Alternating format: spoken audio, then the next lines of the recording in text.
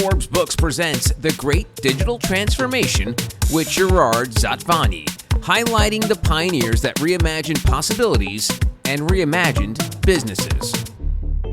This week on the pod, we are talking about real examples of digital transformation with Fabrice Talbot, the VP of Products at Salesforce. Before joining Salesforce, he started a couple of companies and was a founding member of Community Cloud, known as Experience Cloud today, and helped it to grow to over 1 billion users. We're going to get into usages of tech in business, tech adoption, and why data is at the center of everything. Hey, Gerry, how are you? Great. How are you, Joe? Greetings from San Francisco. San Francisco, man, it's hard to keep up with you, Gerry. Your frequent flyer miles must be through the roof. You're in San Francisco, and it looks like a hotel with Fabrice Talbot from Salesforce. So tell me about Fabrice. How do you know him? Well, we've met about 14 years ago, I guess. So that's the age of your daughter, right? It was about 14, that time. Yeah, 14 years. Exactly 14. And we've been working together on projects back then, working on a platform to kind of change the way documents are being processed. And ever since, we have been on and off working on things together, and we keep the relationship, interesting conversations. So it's been a long journey, and we still catch up from time to time on a good glass of wine, a good meal, and we have very interesting conversations about what's happening in the space. So that's the story. Well, Fabrice, thank you for taking the time for joining us today. So how did you get to meet Gerry? What was your meet cute with Gerry Zatvani there? Yeah, well, the story is interesting. I moved to San Francisco back in 2007, became an entrepreneur, and right away we became business partners, right?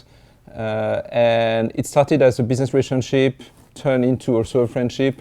And time passed, and I joined Salesforce. And Gerry, you've been very much involved into Salesforce, so our path crossed again. And yeah, it's been a great ride.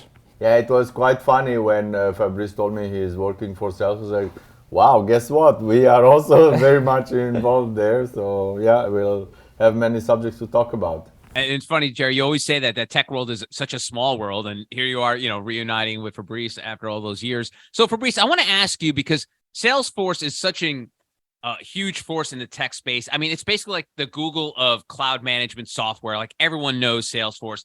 But for someone who works there from the inside, what makes Salesforce so great? Why are you guys so good at what you do? That's a great question. I think what makes Salesforce unique is really the people and the values we have at Salesforce. It's based on trust, customer success, growth, and innovation. But I think trust is our core value. And we had a discussion actually yesterday about how important it is in business. And I had to say I've been at Salesforce for over 10 years.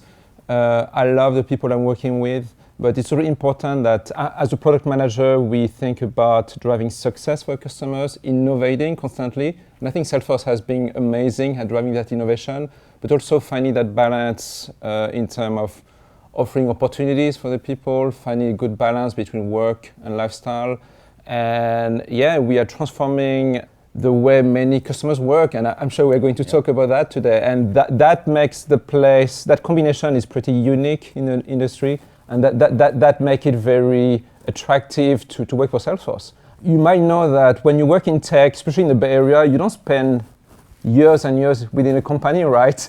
Salesforce is slightly different, right? I've been there for 10 years. Many of my colleagues have been there for 10 years too, and we love it. So this is really a testament to the greatness of the company. And Gerry, you've been working with Salesforce for quite a while. As the outsider, now an insider, what is it? What's their secret sauce? Well, I think the vision, the relationship with partners, the way that vision is being implemented for their customers, our customers, obviously, and I think this all together, put the pieces together, makes these things unique. I don't think in this space where Salesforce is present, I don't think that there is anyone else who can raise to the same level of competitiveness. Fabrice, you're currently VP of Product at Salesforce, but what makes a great product manager? This is a great question. That's usually when I ask people I interview to see what they think about the skills of product manager. First, being a product manager requires obviously to know your space and your product, right? And know the process of building product, right? This is expected. What makes great product managers actually individuals who can inspire the team with a vision, help them not only buy into vision but execute into that vision. I often tell my teams it takes a lot of courage to have a vision, sell it to your organization, and make sure that you can rally the whole team to work on this. It's very easy, I would say, to follow the status quo, and it's much harder to drive innovation and change, and that is important. The second thing, it's also, at the end of the day, very much people business. You need to build very strong relationship, trust relationship, whether it is with your peers, with your engineers. Being a product manager means that you work both internally with key stakeholders, right? And you work with customers too, and partners.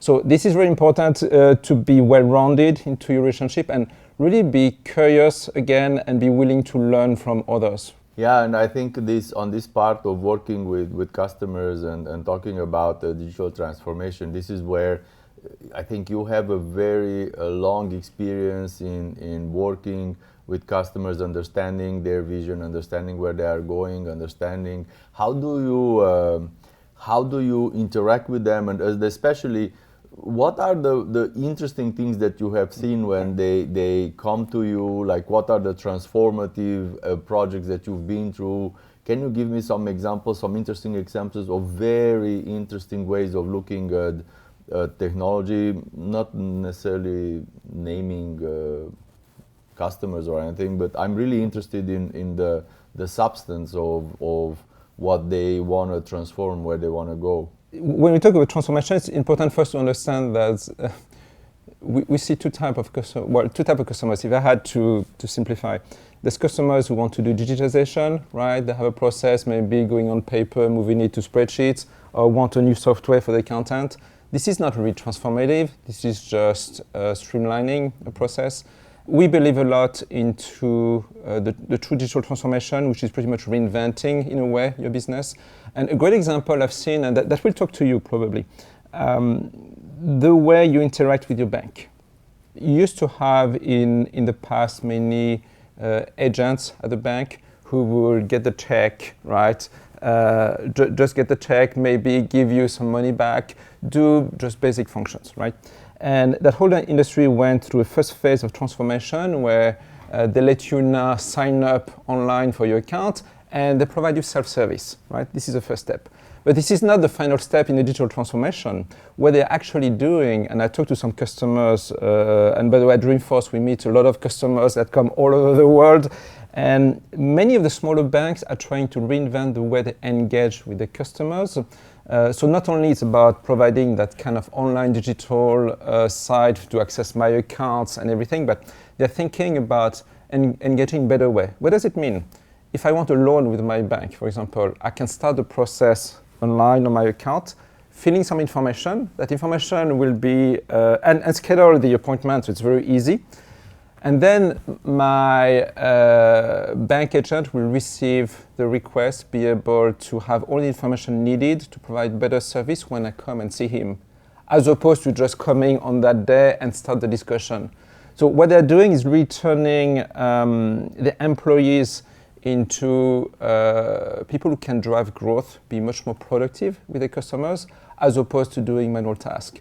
And this is one example of transformation. So it's interesting, like you prepare everything, you prepare the meeting, everything is there, everything that the agents need to know, you already prepared, it's there. So when you show up, the meeting is not going to be about basic information. The meeting is going to be about a much more deeper conversation about your needs, about your banking needs, about your loan application, and probably they are able to give you a much better advice suited to your particular situation. Exactly, and what you can do with the right solution, with in terms of digital solution, you can even advise your employee about what will be needed to maybe give the loan, right? So go faster to a solution, but also you might decide to sell different products, right? So you could use some kind of intelligence, right, to tell him, hey, probably for this customer you might try to bring that product. There's an insurance associated to this, or they might be interested into your new credit card.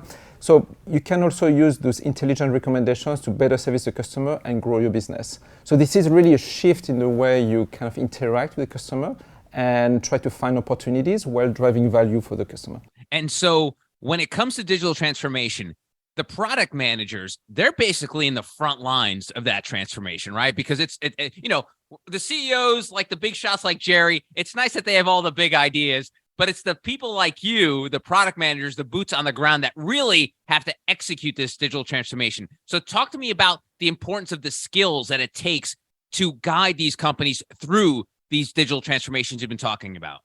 I think many companies need help to drive digital transformation, right? They don't always, they might have the expertise or they might need help to gain the expertise.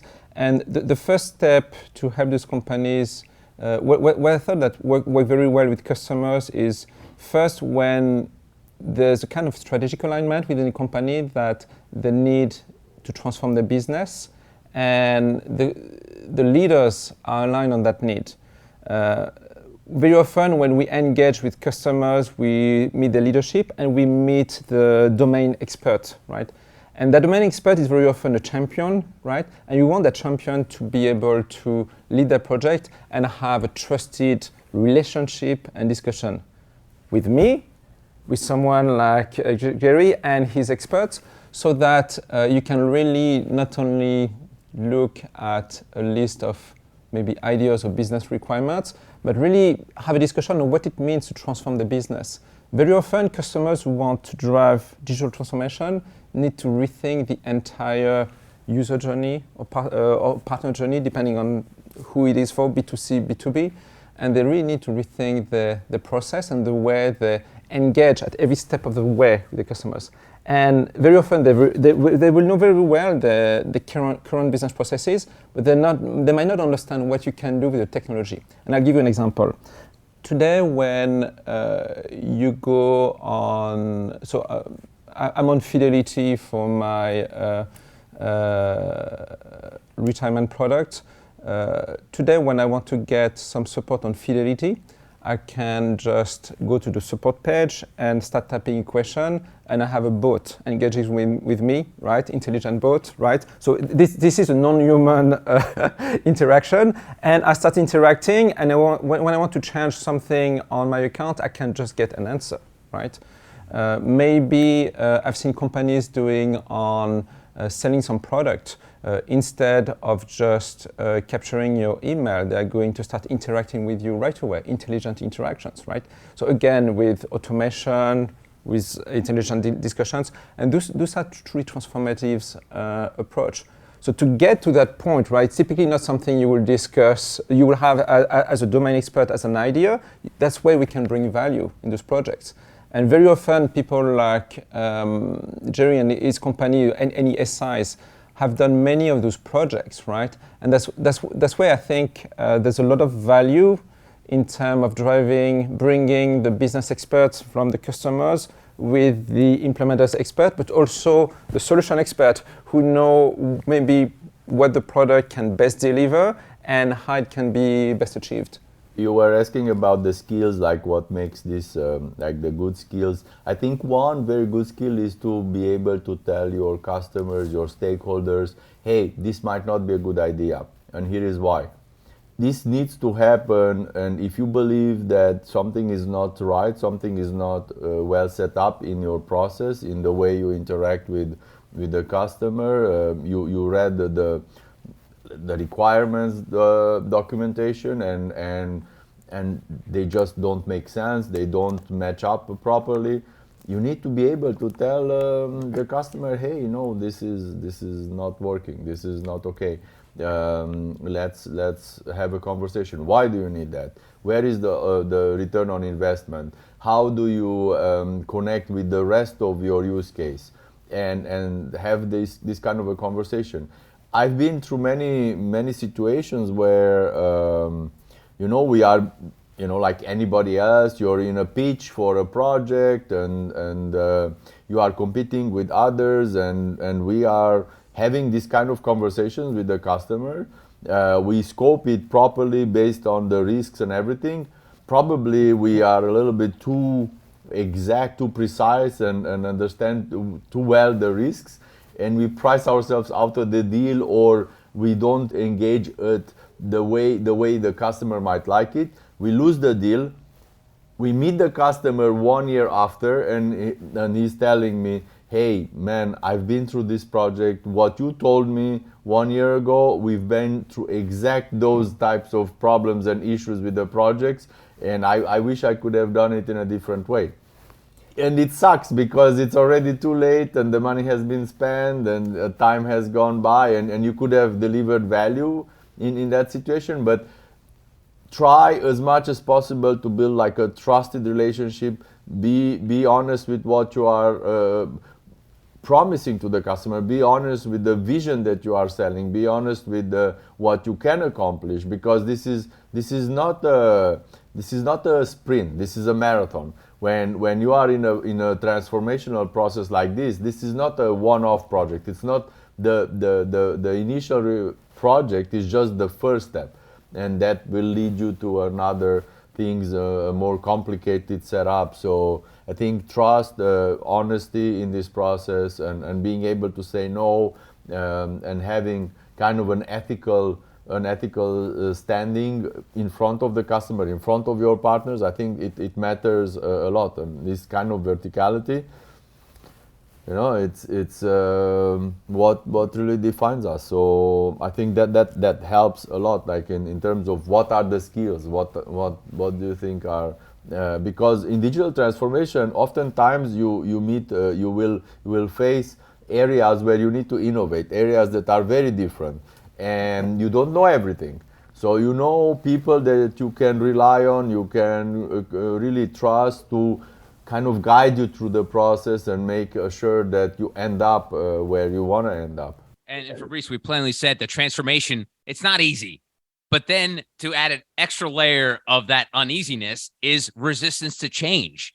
So how do you promote the adoption of tech and drive transformation with these companies? Because, we're talking about all the people that want to do this, but then when we get down to it, there's going to be a few people along the way that that's not the way we did things here. That's not how we do things, that kind of attitude. So how do you work through that hurdle?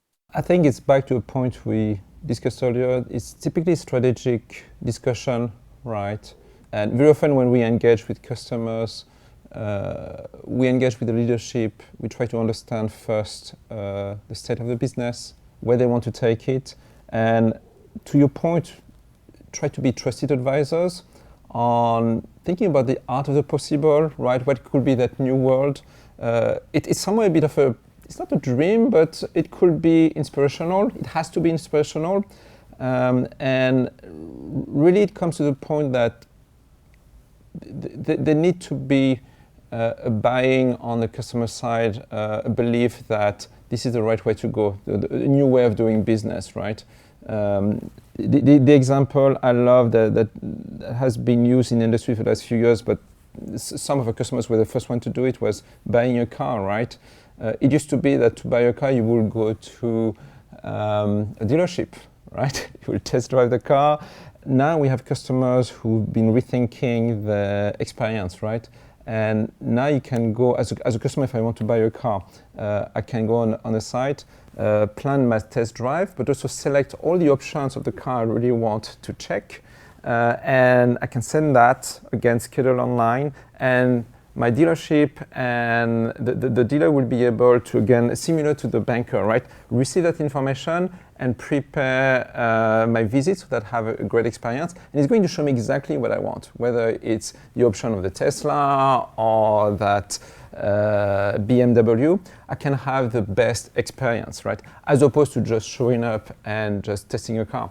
And this kind of engagement, new experience, take trials, right? It's not like you come overnight with these ideas. And that's why very often I've seen success on customers that trust us, trust people like you, to have a conversation that is beyond just executing on a project, something more transformative. And obviously with a bit of help, they can get there. Very interesting situations are when you have the champion that comes mostly from the business side, and then you have people that are coming from the IT side that have been dragged into the conversation because there was no preparation to align them. They have been not buying into the dream. They have been dragged to the dream, and they are not aligned.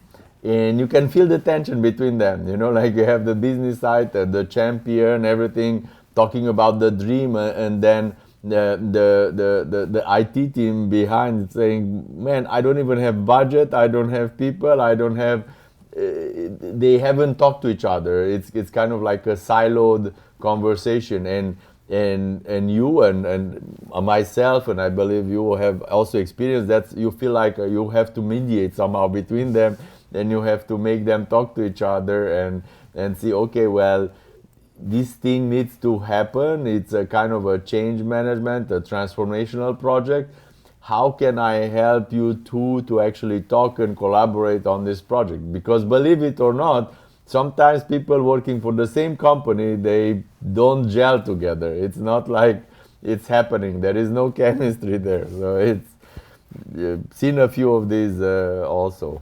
And Fabrice, what do you give as sort of advice for the folks that work under you when they say, Fabrice, we're working this company and man, I one hand doesn't know what the other hand's doing. Like what kind of advice do you give those product managers so they can sort of bridge the gap that Gerry's talking about? Because it seems like you guys are ready to help, but sometimes the people that you're working with aren't ready to be helped. So what kind of advice do you give to your own team members about that? It comes back to our core value, trust. So we always try to be trusted advisors. So I always tell my people, first try to understand the customer, right? Because it's very easy from the outside to give advice. Put yourself in the shoes of the customer, but at the same time, try to be honest about what can be done and how they can best leverage your product offering, right? There's no need sometimes to sugarcoat things too much. Showing both the opportunity and also some of the limitations or best way to do things is a good approach. So for example, when we go to customer that might be a challenge on execution, we come with what we think is the right way to do things. And sometimes it might be slightly different than how they're approaching the project, but we always try to show them what we think is the right way, the best practices, what we think is relevant to them, how they could leverage it, and also share our expertise and skills, right? They might not know, because very often the customer, and I think we discussed that, very often the customer will use our product, it will be the first implementation, and the first time you do something in life, right, it's always hard, right? It's like cooking, right? The first time you cook, you'll get it wrong, and then it's a second time, third time, and eventually you become an expert. That's how it works in life. Same thing here when you implement digital transformation. The first time is always the hardest. And we really try to be trusted advisors, but also maybe not, there's a point where we really try to help the customer be successful. And again, by telling him maybe what might be working, not working, and just being a partner, still letting them choose, and usually partnering with, we see a lot of SI in our engagement, partnering with them so we can bring back the project on track. But it's really the trust aspect. If you can keep the trust, you'll manage to get project very often back on track if they were not going. You mentioned something earlier, the art of possible, like make sure that you're realistic about the deliverables. What do you need to accomplish? Sometimes, again, when people dream a little bit too hard, just the scope of that dream is a little bit big, and you need to bring them back on earth and say, well, let's first try to deliver something that is possible quickly, And because if you don't deliver anything, realistically speaking, you're gonna lose credits. You're gonna lose your sponsors around you, and the people that were supporting you will no longer support you. So on that point, very often early in projects, we will try to meet both with business and IT, review the plan, and sometimes we give an assessment too on the plan. And we tell them also in terms of product where we are going, because there might be some innovation we decide to bring that will benefit them. And this is really a phase that we can add value early on the project rather than too late, right? And bringing, back to your point, bringing visibility and transparency to both business and IT in the same room is usually of very high value. Let's move on to that for that dirty four-letter word, data. And I'm sure data for you, Fabrice, has changed from your early days, because back in the day, it was like, let's get all this data. Let's get this data, whether people know it or not. But times have changed. So talk to me about how your relationship with data has evolved over the last decade plus at Salesforce. Right. This is such a fantastic topic. I would say in the past 10 plus years ago, you had data, right? But you had siloed data. So if you were in marketing, you could get data from your marketing campaigns. If you were in sales, you will get data from your sales deals. If you're in support, you will get data from your cases, and you will work within your department or division on that siloed data. And at best, it will take you a day, a week to get some reports that can be shared, another week or two to make a decision. So things were really slow. When we think about digital transformation at Salesforce, we really think about delivering real-time personalized experiences, whether it's for customers, partners, and data plays a key role here. The first thing, to be able to deliver real-time personalized experiences, you need to understand your customer, right? So you need to be able to build what we call 360 profiles.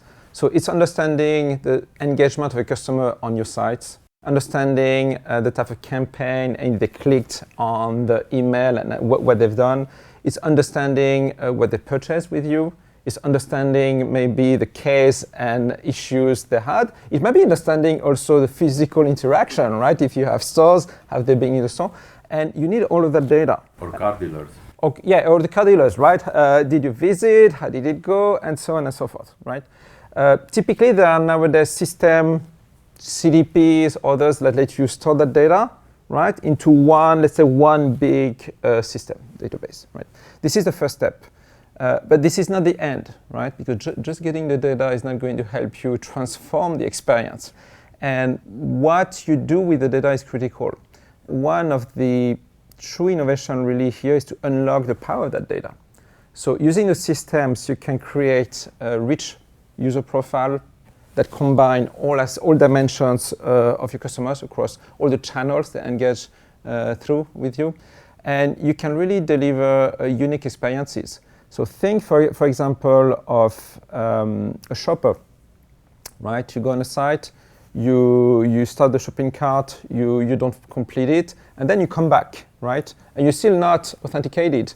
Your system should be able to recognize that you came here, you went through several pages, maybe you liked that pair of shoes, you can make a recommendation, maybe automatically give a discount to help close the deal. When you think of a support agent, he's getting a call from a customer. What if now he has the whole 360 data on the customer?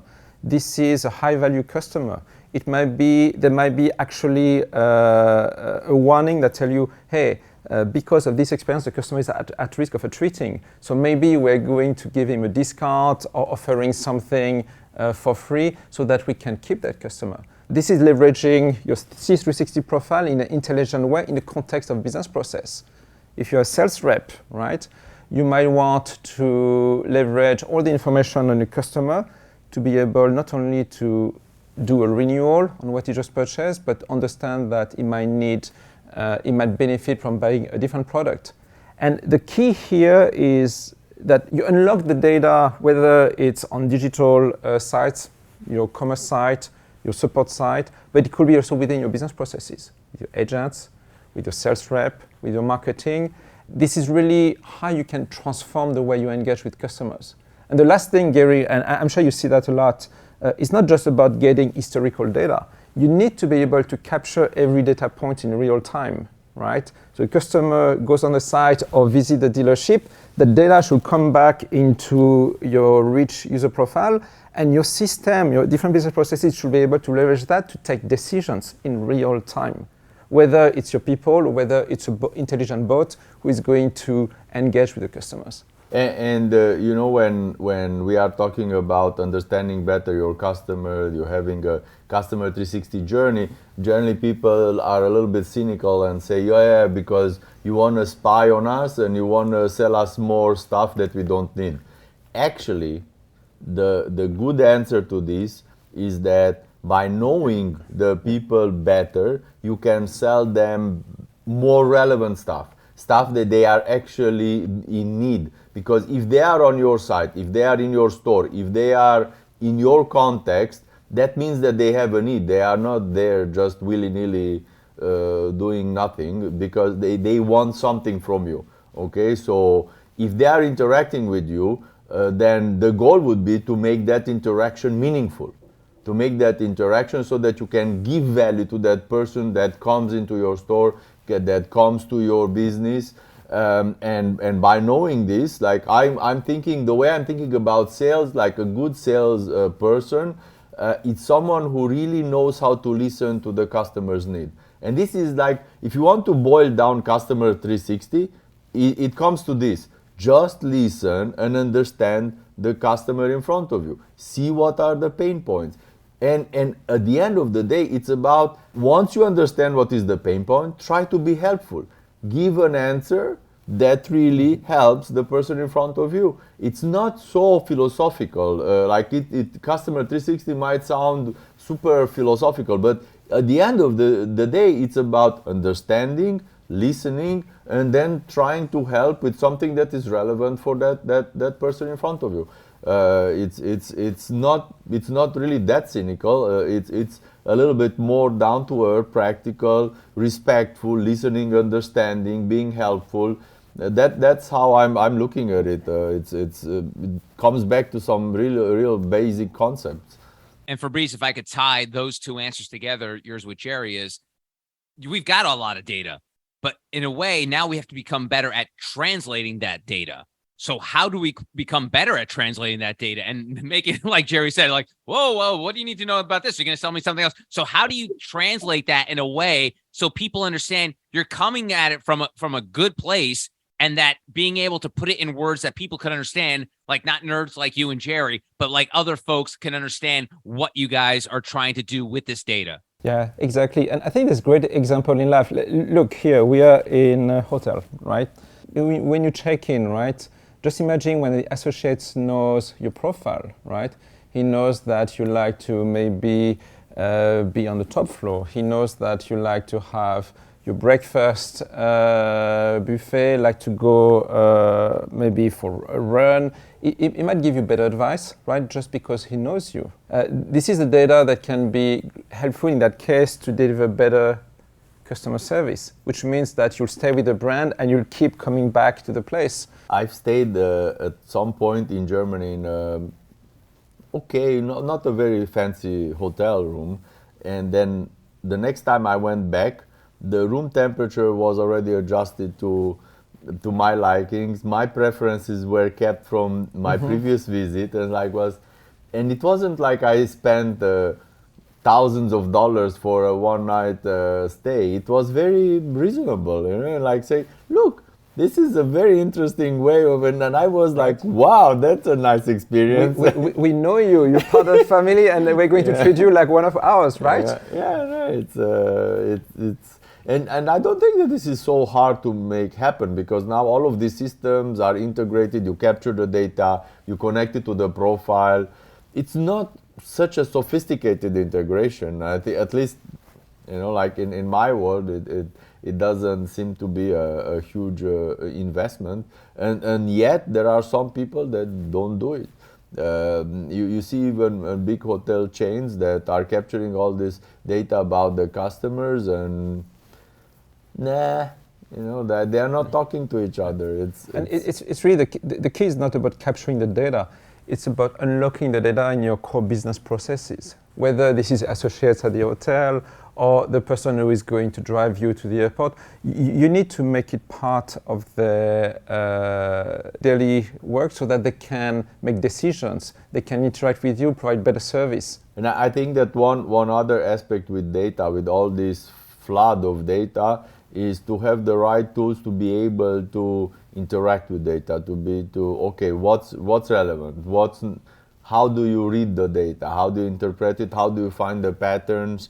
And this is where there is a significant interaction between the business people and the data people in finding the patterns, understanding what stays out, and there is also the AI coming on top of it too, that goes through the data and tries to find patterns, tries to find correlations and bring them up to say, okay, is this relevant or not, or is it just a coincidence, or is just something that happens, And so that's in the AI and machine learning. There's very interesting development that customers can now leverage.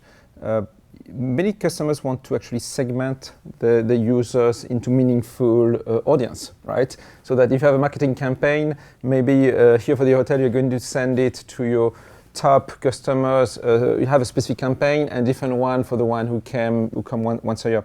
And there is a way to actually use machine learning to enrich the profile of your users, maybe build a net promoter score, maybe build attrition risk score, and things that will help you qualify each of your customers and eventually create segments that let you better engage, whether it's marketing, sales, or support.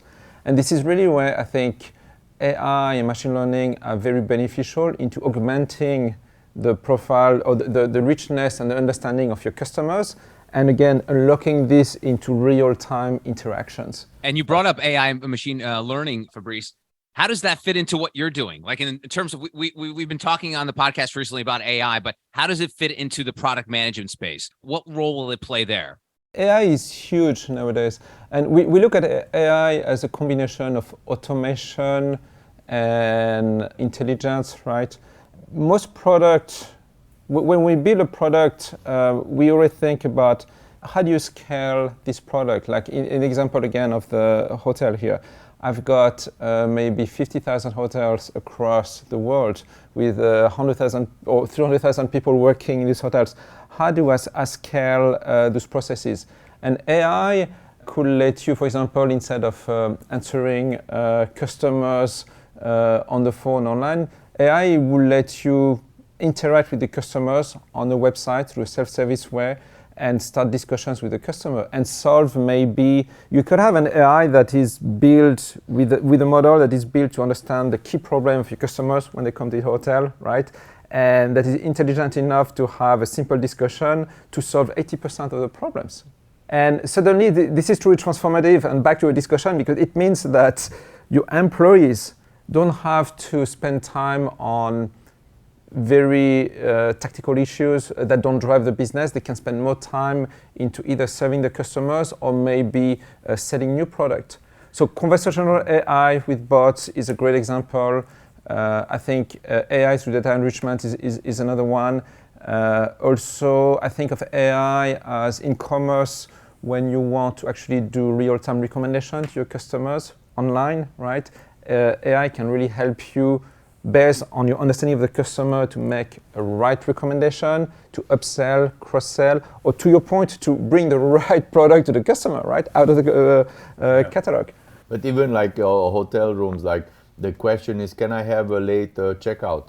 That's probably a question that is being asked like thousands and thousands of times a day. Sometimes it's like, okay, let me check. You should have that answer right there. You know, like when you identified me, you know where room I am in, the button of yes, late checkout or no late checkout should be there. It should be there. It should not be because it's a question that is being asked again and again and again and again.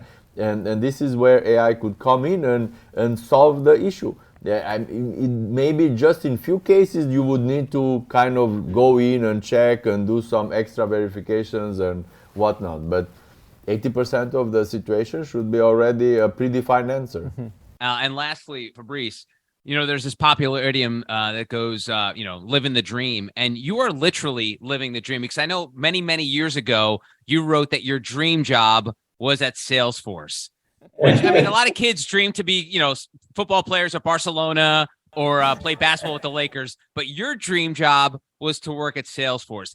Has your time there, your decade plus there, has that lived up to what you dreamt about many, many years ago? Absolutely. And I'll share a story if I can. It's been my dream job, but it took me 5 years to access that dream, right? As you probably know, I moved to San Francisco in 2007 and became an entrepreneur. And nearly on that day, my wife got a phone call from Salesforce, and the next day she had a job, right? And that was the beginning of my entrepreneurship career until I joined Salesforce. But I had just to wait 5 years to join Salesforce. The good side of that story is that I had a spy in the company, which made it very easy to join Salesforce. And just to answer your question, it's been, I feel very lucky and blessed to have been part of that company. Great people, great values, but also we do build products that are at the cutting edge of innovation. And this is, being in that spot for so long with great people is pretty unique, and I feel very privileged for being here. Joe, you're really good with Customer 360. You're doing your research very deeply. I don't know where you found this thing about Fabrice, but you did a very good job in doing your research. Well, thank you very much. I know Fabrice is a good cook too. Apparently, Fabrice likes to cook. I'm not sure what he's cooking, but why are you so known for your cooking, Fabrice? What are you doing in the kitchen? Well, he's French for a start, And actually, my first startup here in San Francisco back in 2007 was Eatricious. Our motto was eat nutritious, eat delicious. And we really wanted to help Americans make better choice about food, healthy choices, and be able to also apply that by cooking. So coming from a French background, food is essential to life for me. Awesome. Well, Fabrice, make sure you take Gerry out to some fancy restaurant out there and you guys enjoy the time. Fabrice, I really appreciate you taking the time to join us today. It's been a blast. Thank you so much. It's been a pleasure, Joe. Thank you for having me. That was Fabrice Talbot, the VP of Products at Salesforce, and you can find out more about him and connect with Fabrice on LinkedIn. This has been The Great Digital Transformation with Gerard Zatvani. To participate in the conversation, go to gerardzatvani.com. The Great Digital Transformation is a production of Forbes Books.